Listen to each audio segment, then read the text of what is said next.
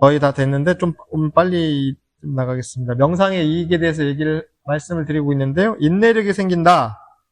그 졸리고 멍해지고 잡생각 나고 그러잖아요. 명상하다 보면은. 그리고 번뇌, 망상, 딴 생각들 계속 일어나죠. 수시로 폭포수처럼.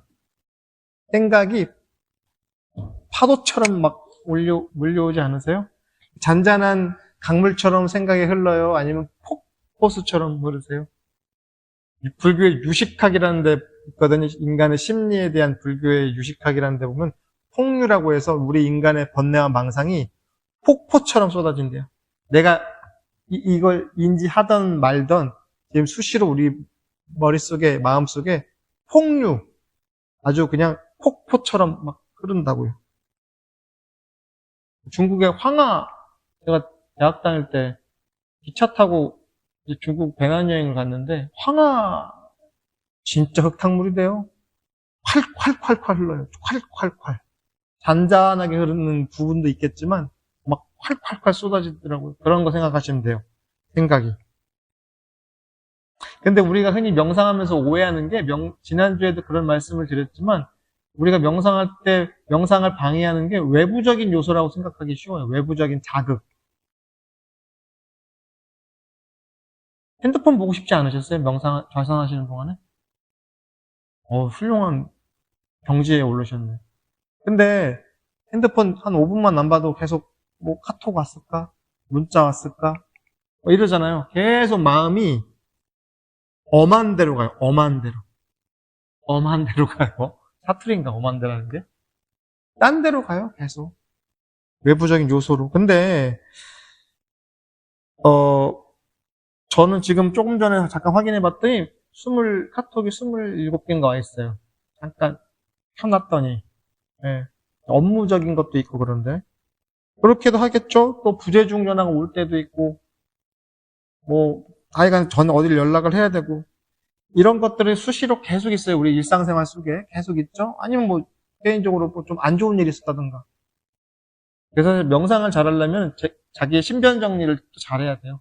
남들이랑 싸우거나, 뭐, 못된 짓을 하거나 이러면 명상하면서 계속 떠오르거든요. 그래서 우리가 이제 종교에서 계율을 강조하는 게 나쁜 짓을 하지 말라는 것도 있지만 사실 명상적 관점에서는요.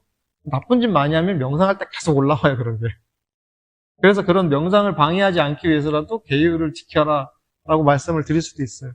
막 싸웠는데 앉아서 마음이 편안하겠습니까? 어디 가서 이렇게 하나 쓱 주머니에 넣고 왔는데 그게 마음이 편안하겠어요? 그래서 사실은 마음 관리 잘하기 위해서라도 생활 관리를 잘할 필요가 있다는 거죠. 어, 인내력을 얘기하는데 가장 기본적인 인내력이요. 마음 밖으로 도망간, 그러니까 다른 곳으로 도망간 마음을 데리고 오는 것이 관건입니다. 외부 대상에 끌려가지 않기 위해서라도 인내력이 필요해요. 마음이 계속 뿔난 망아지처럼 뛰어다녀요. 고양이를 키우는데 제가 고양이들은 상당히 정적인 동물이더라고요. 하루 종일도 자고 막 그러니까 얘들이. 그런데도 그렇게 정적인 것처럼 보이는데 얘들이 한시도 가만히 안 있어요. 이리 몸을 뒤틀고 또 뭐 움직이고 꼼지락거리고 우리 마음도 그런 강아지는 더하죠? 팔딱팔딱 뛰잖아요.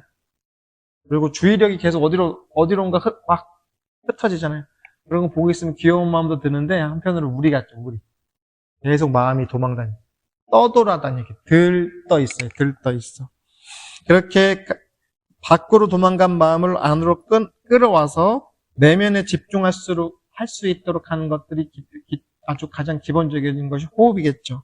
그런데 숨을 쉰다는 기본적인 욕구가 해결되면요. 그 다음부터 계속 마음이 들뜹니다. 요즘에 ADHD 들어보셨어요? 주의력 결핍 행동장애? 아이들한테 이제 요즘 많은데, 사실 한편으로 저는 요즘에 이제 이건 명상과 관련 없이 아이들 막 보채고 걸을 때 핸드폰 쥐어주잖아요. 저를 조금 갸웃해요. 이게 과연 좀 아이한테 이로운 걸까? 당장 얘가 주의력을 거기다 집중하고 있으니까 이렇게 뭐 보채거나 이러지 않아서 좋을 수 있는데, 뽀로로 아, 뽀로로가 엄마 아빠들 엄청 구해준 거예요, 사실은. 근데 계속 이걸 아이들이 계속 주의력을 뺏기면서 보고 있는 게 과연 좋을까 싶기도 합니다. 요즘엔 ADHD가요, 아이들뿐만 아니라 성인들도 많아요. 성인들도 계속 많아요.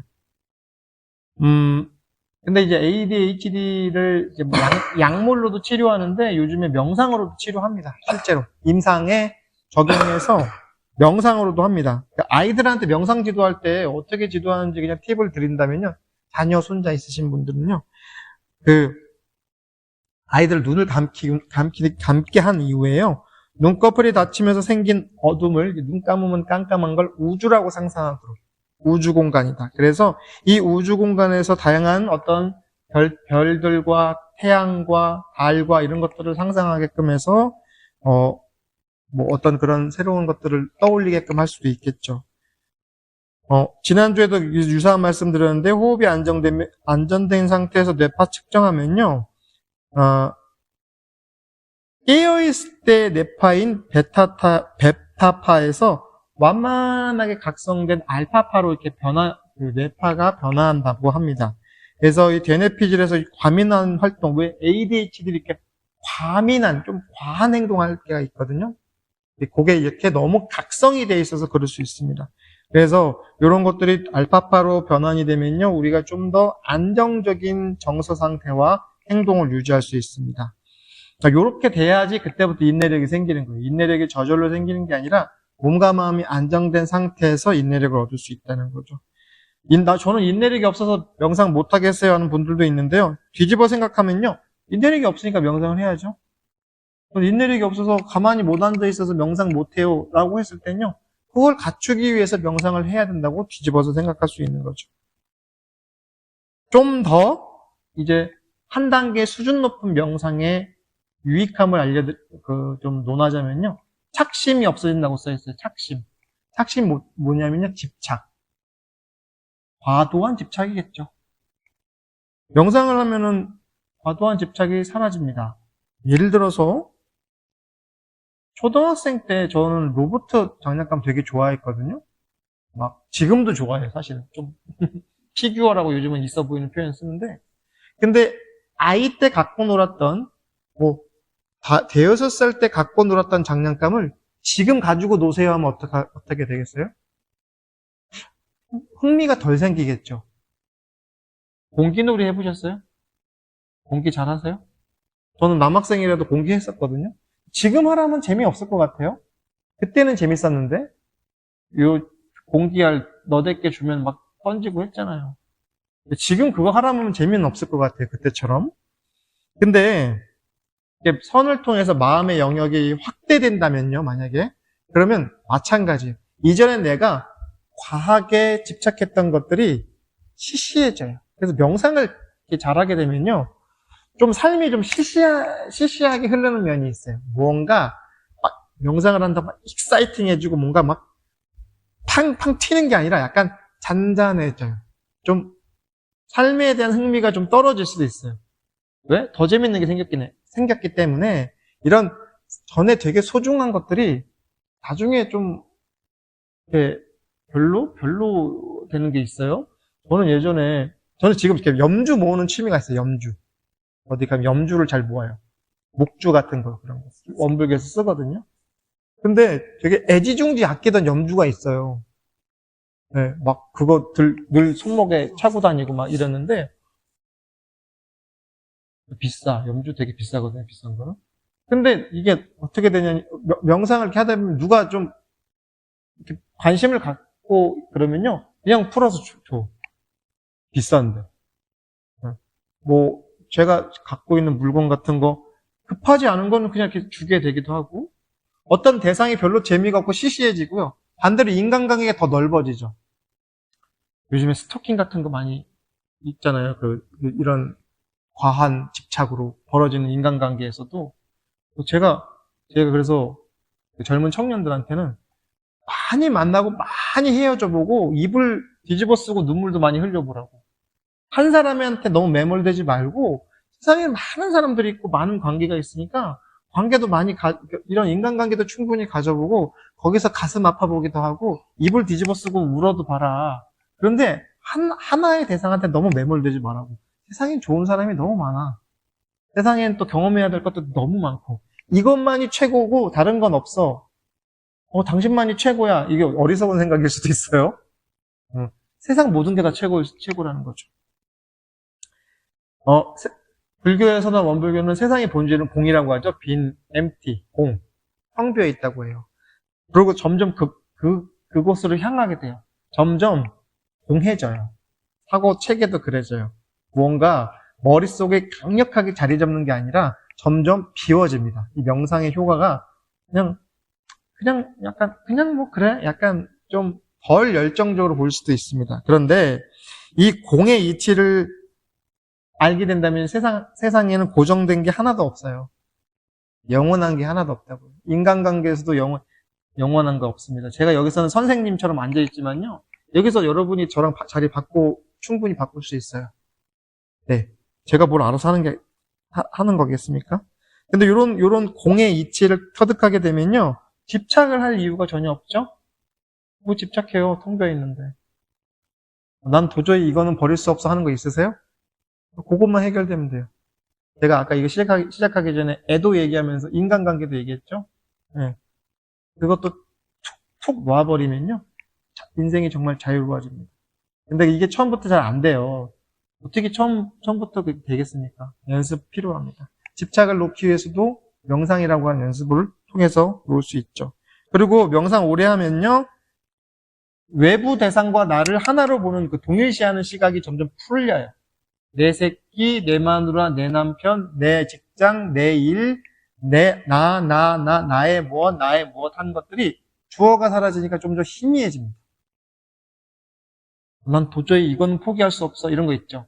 사실은 담배 같은 거, 술, 담배. 네, 끊는 거. 저는 물론 담배를 피워본 적은 없지만 거의 인생에 담배를 피워본 적이 많지는 않지만요. 명상을 통해서 담배를 끊는데도 충분히 도움이 됩니다. 놔지거든요. 그러니까 저 담배 피던 분이 명상해서 담배 끊는 얘기를 들어봤는데 담배가 그러면 담배 태우세요? 태우시나? 담배 맛이 없어진대요. 명상을 오래 하다 보니까. 그래서 맛이 없어서 못 핀다는 비유를 들은 적이 있어요. 그렇대요, 선생님. 맛이 더 있어요. 일리가 있어요. 감각이 예민해지면 그럴 수도 있는데, 어쨌든 기본적으로는 흥미를 잃어요. 내가 고정돼가지고 뭔가 몰입했던 대상에 대한 흥미가 조금 풀려요. 명상을 오래 하다 보면. 특히 부정적인 대상들 있죠. 긍정적인 심상들은 오히려 강화되는 측면이 있는데, 내가 좀 부정적으로 인식하고 있던 것들에 대한 집착이 조금 풀립니다. 그러니까 미운 놈이 덜 미워져요. 덜 미워져. 아우, 저거 한 대 쥐어받고 싶은 놈들이 조금씩 이뻐 보여요. 이해가 되세요? 이런 얘기하면요? 받아들여지시겠습니다? 그런데 이게 탈동의시한다고 그래요. 점점 내가 아닌 것처럼 보이는 거. 아까 얘기했죠. 1차원, 2차원, 3차원, 4차원 얘기하면서 점점점 내가 나 같지 않고 약간 한 발짝 떨어져서 나를 보는 거죠. 그렇죠? 관찰자가 관찰 대상이 되는 거예요. 나를 처음에는 내가 명상을 한다 생각했잖아요. 근데 명상하는 나를 보는 거죠. 내가 주체가 대상이 돼버려요. 보는 놈을 보는 거예요. 그래서 이거를 탈동의시라고 해요. 그래서 심리치료에서도 이런 얘기 많이 하는데요. 탈동의시는 특정한 대상과 나를 하나라고 생각하는 관점에서 벗어납니다. 우리 부모, 우리 나라, 우리 민족. 사실 명상하면요, 애국심도 조금 줄어들어요. 왜? 모든 동포가 나의 동포가 돼버리니까. 우리나라만 우리 동포가 아니라 생명을 가진 모든 것들이 다 나의 동포가 되니까 대한민국이라는 특정한 정체성도 조금 흐릿해지죠. 왜? 정체성이 없어지는 게 아니라 더 넓어진다고 볼 수도 있어요. 우리 가족만 가족인 줄 알았더니 남의 가족도 내 가족, 남의 자녀도 내 자녀. 그래서 타자녀 교육하는 거예요. 공도자 숭배를 하는 거고, 원불교에서는. 하여튼 그렇습니다. 인간이 일반적으로 이러한 동일시를 하게 되는데요. 이렇게 되면 성장이 멈춥니다. 우리 마누라는 내가 잘 알아. 이런 표현 쓰죠. 나는 내가 잘 알아. 내 병은 내가 잘 알아. 그런 분들이 더 악화돼요. 내가 나 몰라요. 내가 우리 가족 몰라요. 우리 아들 내가 제일 잘할 것 같죠? 잘 생각해보면 전혀 모르는 낯선 존재예요. 네. 그래서 점점 그렇게 희미해집니다. 나보다 더 큰 대상, 뭐 예수님, 부처님, 공자님, 대종사님 같은 더 큰 대상과 동일시라면요, 그런 것들 배울 수는 있겠지만 반대로 나만 못한 거를 나랑 동일시해버리면요, 나도 쪼그라들어요. 나보다 좀 더 상위 가치, 상위 개념, 좀 더 고차원적인 가치를 뭐 종교적인 가르침이다 이런 것을 동일시하는 건 좋은 건데 그것보다 작은 것을 동일시해버리면 점점 쪼그라듭니다. 그래서 이거를 우리가 자신의 감정과 생각, 느낌 같은 걸 나라고 집착하면요, 나는 땡땡땡이야 라고 스스로 정체성을 만들어버려요. 정체성은 희미해질수록 좋습니다. 명상적 관점에서. 그래서 이걸 우리가 에고라고 하고 아상이라고 하는데요, 여기서 고통이 시작돼요. 원불교에서 이런 거를 파란고해라고 합니다. 파란고해. 파란고해. 블루가 아니에요. 물결 파자에다 물결 난자예요. 물결 치듯이 계속 삶을 쳐요. 고통의 바닷속에서 우리가 물결이 계속 나를 바닷가에서 물결이 치듯이 삶에 계속 그런 일이 나를 툭툭 건드려요. 세게 건들 땐 세게 건들고 잔잔하게 건들 땐 잔잔하게 건드는데 이건 뭐예요? 고통의 연속이에요. 삶은. 모를 때. 내가 에고에 갇혀 살 때, 나라는 대상에 갇혀 살 때 그렇게 계속 물결 치듯이 칩니다. 불교에서 이런 걸 사바세계라고 그래요. 사바세계. 이 세상을. 사하라고 하는데 이제 우리 한문으로 쓰면 사바세계 들어보셨어요? 사바세계가 무슨 뜻이에요? 제가 몇 번 얘기했잖아요. 사바세계는 한문으로는 인토라고 그래요. 인토. 참을인자에다 이제 땅, 여기 땅, 국토할 때 토. 참는 곳이래요, 여기는. 근데 사바세계를 따르게 우스갯소리로 사바사바를 잘해야 된다. 왜 사바사바를 잘해? 이익을 얻어야 되니까. 마찬가지로 원불교에서 고해라고 그래, 고해. 고통의 바다라고. 왜? 나한테 갇혀서 사니까. 나라고 하는 거에 갇혀있는 동안에는, 에고에 갇혀있는 동안에는 고통 아닌 게 없어요. 왜? 너와 남을 가르는 영역이잖아요. 좋은 거, 나쁜 거, 이로운 거, 불리한 거. 가르니까 계속 고통이죠. 근데 껍질이 깨지면요, 이로울 것도 없고, 괴로울 것도 없고요, 사랑할 것도 없고, 미워할 것도 없어요. 그래서 어려운 말도 삼계육도가 평등일미여 동정육순이 무비삼매다 이런 표현이 있어요. 어려운 말인데. 왜? 너와 나의 구분이 희미해지고 전체가 내가 된다는 뜻입니다. 그래서 우리가 이런 동일시 현상 속에 살고 있는데요. 명상을 통해서 탈동일시, 나 아닌 걸로 보게 되면요, 대자유가 생깁니다. 엄청난 자유가 생깁니다.